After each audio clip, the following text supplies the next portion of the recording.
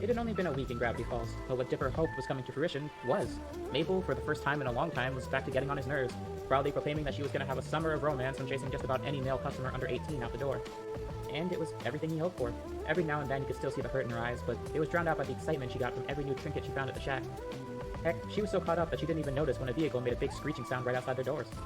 Oh, damn, already? Kids, I know you're incapable, but at least try to look decent.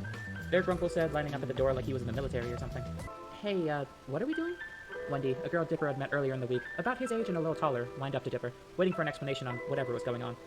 Family, Dipper explained as the doorbell rang. Everyone got a good look at the people at the front. Ben and Gwen had grown since the last time the Pine Stew had saw them, but the same was true from the other perspective. The quad of preteens were about the same height, heck, even the same build, with Ben being only the slightest bit more athletic than everybody else, a fact that Dipper almost immediately felt jealous of.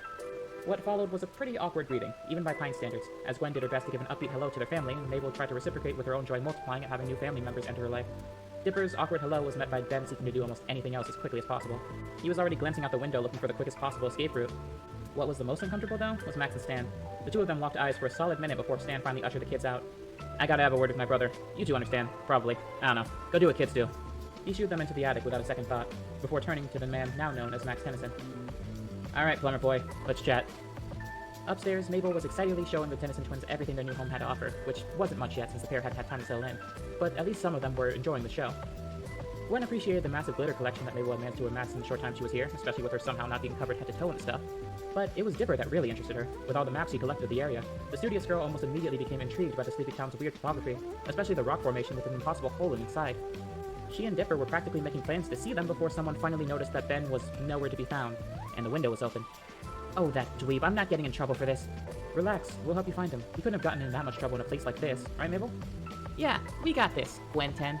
Mabel smiled as Gwen narrowed her eyes. Please never call me that, Gwen muttered, as they all left. They ended up splitting up after the first few minutes to cover more ground, agreeing to meet behind the shack in half an hour. One of them was bound to run into Ben before then, and once they did, his sister was going to give him the biggest punch of his life for this. Dipper stared at the girl's face as she said that, never more thankful to have Mabel as his sister than in that moment.